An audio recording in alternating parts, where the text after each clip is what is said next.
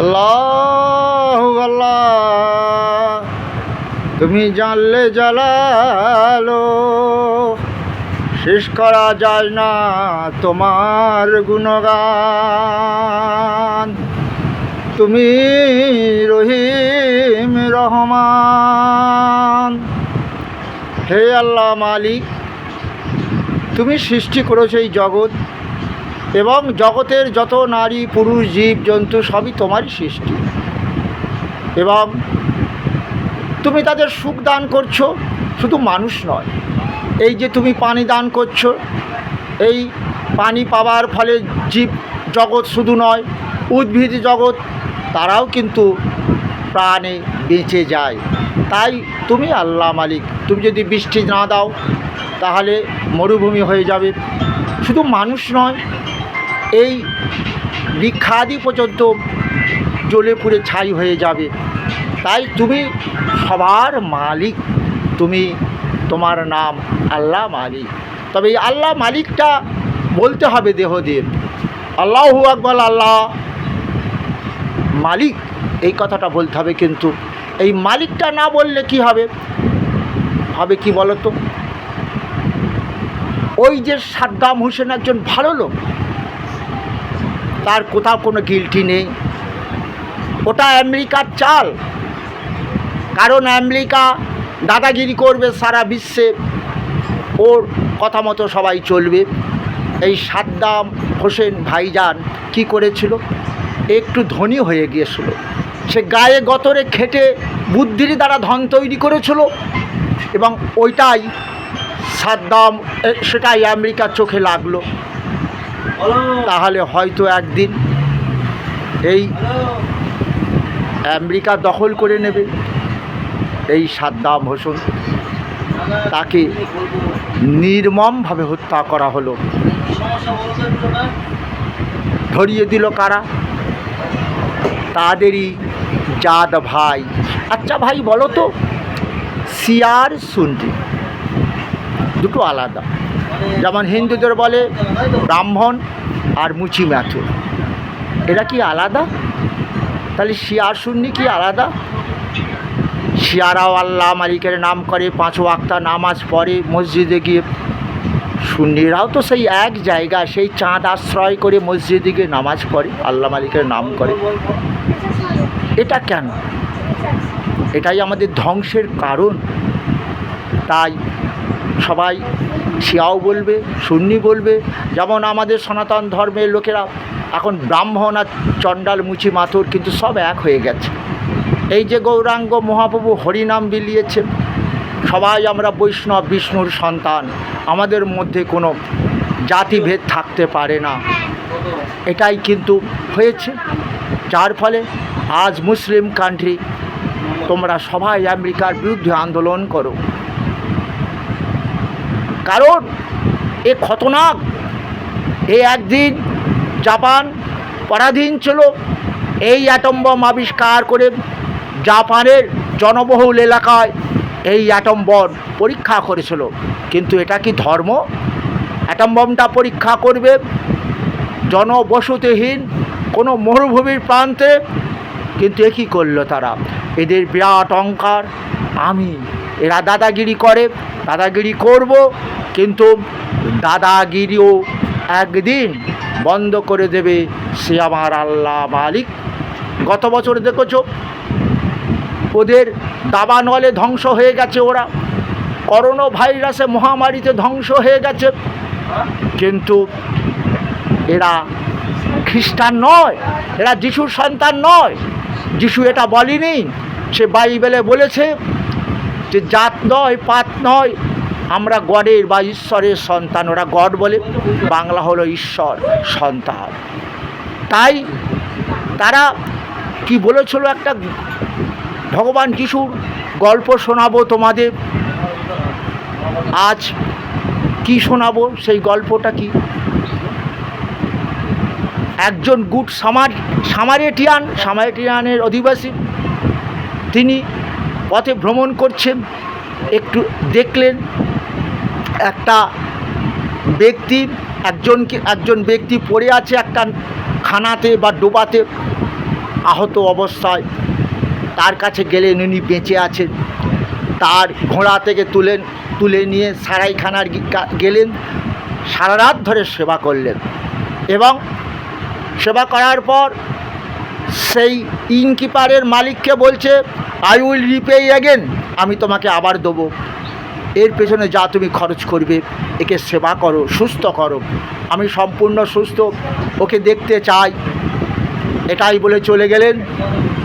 কিন্তু যীশু খ্রিস্ট তার ভক্তদের বললেন, এইভাবে তোমরা জাতপাতের বিচার না করে, ঈশ্বরের সন্তান আমরা, রক্তের প্রয়োজন হলে তুমি বলবে না আমি খ্রিস্টান, খ্রিস্টানের রক্ত প্রয়োজন, তুমি মুসলিম বলবে না আমার মুসলিমের, শিয়া মুসলিম আমার শিয়ার রক্ত প্রয়োজন, ওখানে সুন্নিরাও রক্ত দিয়েছে।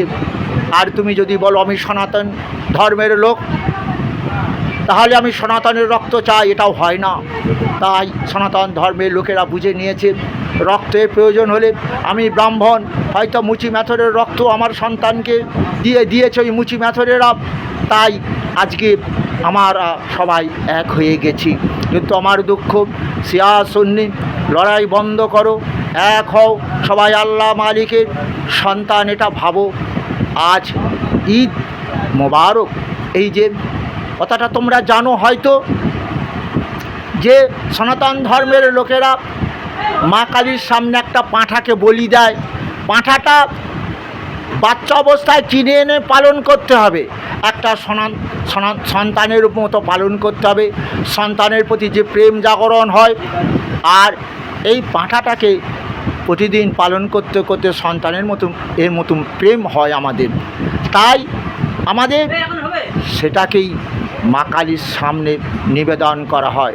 তার মানে আমাদের সংসারে যে মায়া আছে, আমার বাড়ি, আমার গাড়ি, আমার পুত্র, আমার কন্যা, এই অহংকারটা, এটাই আমাদের এই বলির মাধ্যমে এটাই আমরা বোঝাতে চাই।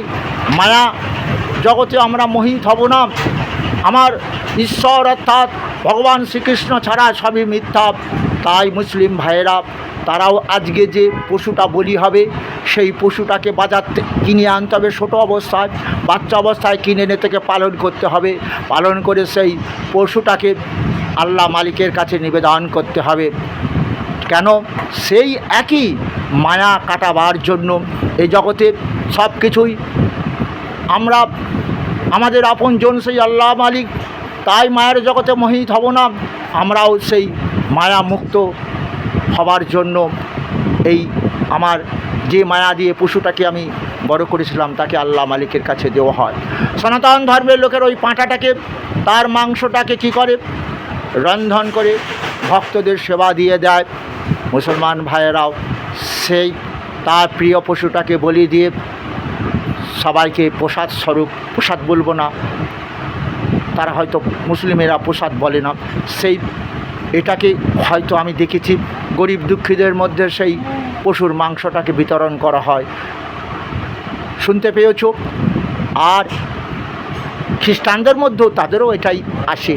সেই আমাদের সেবাই হচ্ছে শ্রেষ্ঠ ধর্ম, সবার উপরে সত্য, মনে রেখে দাও, মানুষ তার উপরে কিছু নয়।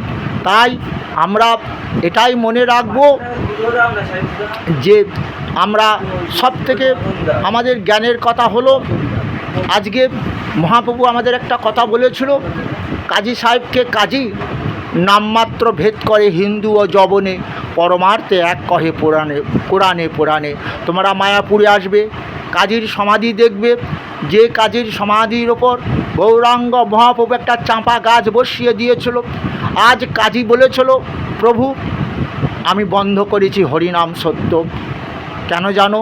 তোমাদের ওই পণ্ডিত সমাজ তোমাকে পাগল বলে, নিমাই এই হরিনাম দিয়ে তুই দেহ পাপ মুক্ত করতে পারবি না, বেদ পুরাণ শাস্ত্র পাঠ করতে হয়। তাই দেখেছো বাবা মা মরে গেছে, ব্রাহ্মণ দাদা এসে বলছে তোর বাবা পেতলোকে আছে, নরক যন্ত্রণা ভোগ করছে, মা পেতনি হয়েছে, তাই তার আত্মার সদ্গতির জন্য আমরা সেই ভগবান কৃষ্ণের সৃষ্টি গীতা যেটা বলছে, কি বলছে গীতা, কি অর্জুন, তুমি পিণ্ড খেয়ে স্বর্গে যাবার কথা চিন্তা না করে ছেলের হাতে পিণ্ড খেয়ে আমার গীতা পড়ো। অপি চেদসি পাপে ভ সর্বে ভ পাপ কৃতম সর্বং জ্ঞান প্রলোভে নৈব বৃজিনং সন্তরসি। যদি তুমি অধিক পাপাকারী হও, আমার গীতামৃত পান করো, গীতা জ্ঞান লাভ করো, গীতামৃত পান করে দেহ পাপ মুক্ত করো। আজকে মুসলিম ভাইদের মধ্যে তাদের প্রিয় গ্রন্থ আল্লাহ মালিকের বাণী কোরআন শরীফ, সেই কোরআন শরীফও পাঠ হয়। একজন মুসলিম মারা যাবার পরও তাকে শোনানো হয়, কিন্তু সে শুনতে পায় না। জীবিত থাকাকালীন এই কোরআন শুনতে হবে, কোরআনের বাণীকে মেনে চলতে হবে। আমরা সেই আল্লাহ মালিকের সন্তান, আমাদের মধ্যে কোনো জাত নেই, পাত নেই, শিয়া নেই, সুন্নি নেই, আমরা মুসলমান, আমরা ইমান। সারা পৃথিবীতে শান্তি সৃষ্টি করব, আমরা দস্যুবৃত্তি করব না। শুনতে পেয়েছ কি? এটাই করতে হবে। তাই আমাদের কোরআনের বাণী পড়তে হবে। আজকে আর খ্রিস্টান যারা, তারা কিন্তু কি করে জানো? তারা কি করে জানো? এখনও পর্যন্ত ওরা সারা পৃথিবীতে ঘুরে বেড়ায়, ওদের ধর্মান্তরিত করবে। বিশেষ করে ভারতবর্ষ, ওদের অনেক লোক গরিব আছে, এই গরিবানার সুযোগে তাদেরকে খ্রিস্টান ধর্ম বেলাচ্ছে। এটা যিশু বলেনি। যিশু বলেছিল জাত নয়, পাত নয়, ধর্মান্তরিত নয়, সেবাই হচ্ছে শ্রেষ্ঠ ধর্ম। এটাই আদর্শ কথা। যেমন একটা ইংরাজিতে আমরা কবিতা পড়েছিলাম যে আবু বিন আদেম, আবু বিন আদেম, আবু নিশ্চয়ই কোনো মুসলমান, আবু বিন আদেম তার নাম। এই ব্যক্তি সংসার করেনি, অর্থাৎ জীবের সেবাইকে শ্রেষ্ঠ ধর্ম হিসাবে তিনি মনে করেছিলেন।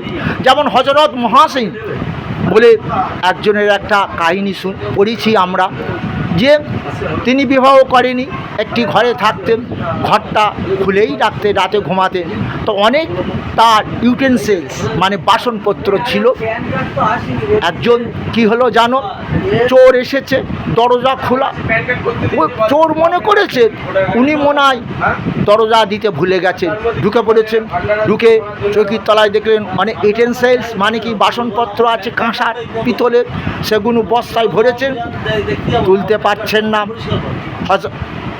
আমার কি করলেন উনি, হযরত মোহাম্মদ মহাসিন কী করেছিলেন জানো? ওনার মাথায় তুলে দিয়েছিলেন এই বস্তাটা। শুনতে পেয়েছ? তুমি নিয়ে যাও, এগুলো আমার প্রয়োজন নেই। এটাই হচ্ছে সেবাই হচ্ছে শ্রেষ্ঠ ধর্ম। এই রকমই আমার আবু বিন আদেম এইরকমই একটা গুহার মধ্যে থাকতো।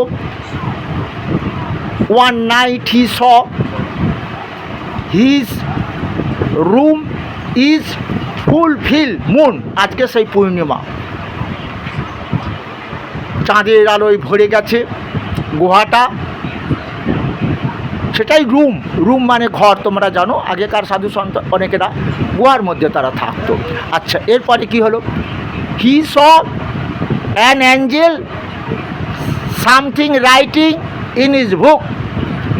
দেখলেন একজন দেবদূত তার খাতাতে যেন কি লিখছে।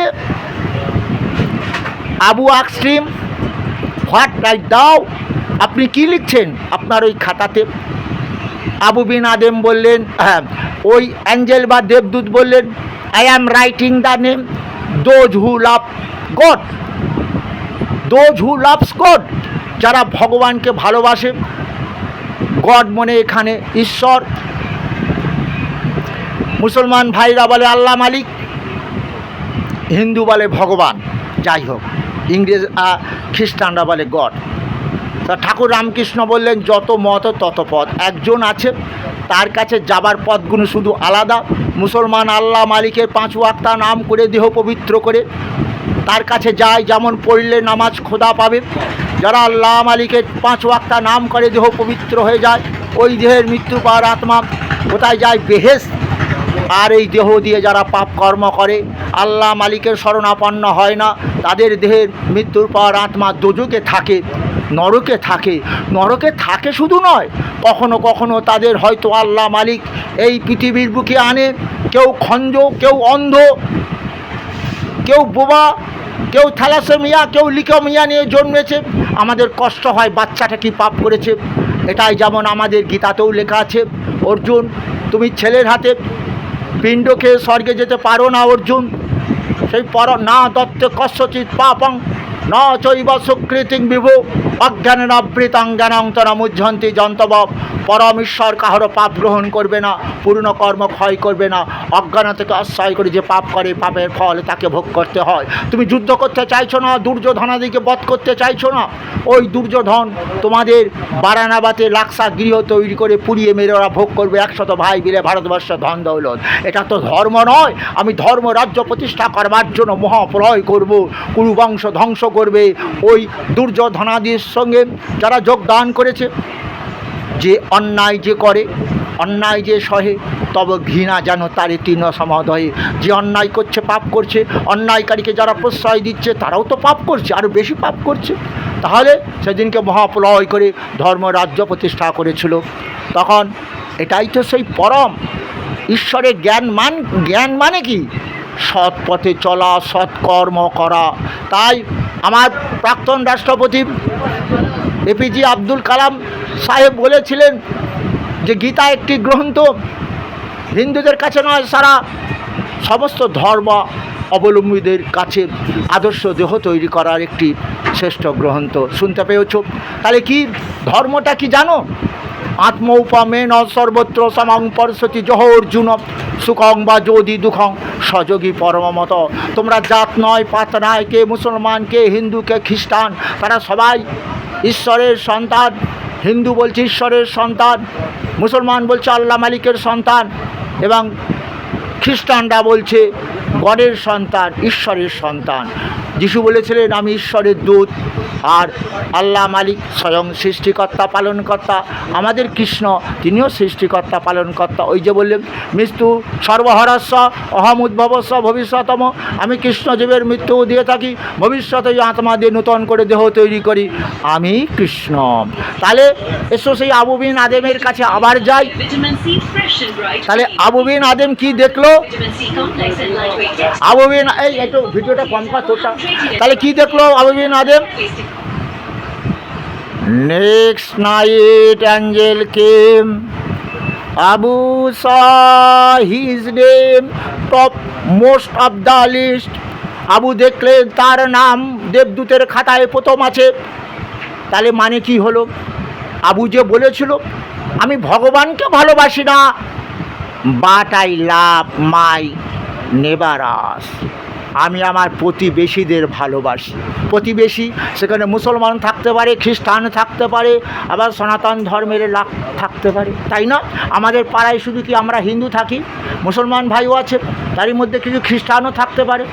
হরে কৃষ্ণ। তাহলে এটাই ধর্ম আসল। এসব আমরা মানুষকে ভালোবাসবো। আমরা মুসলমান ইমানরা সারা বিশ্বে শান্তি স্থাপন করব। শিয়া সুন্নি দ্বন্দ্ব থাকবো না। আমরা অন্যায়কারীকে, অন্যায় যে করে তার বিরুদ্ধে আন্দোলন করব এবং তাকে জানিয়ে দেবো সবার উপরে সত্য, মানুষ সত্য, এর উপরে আর কিছু নাই।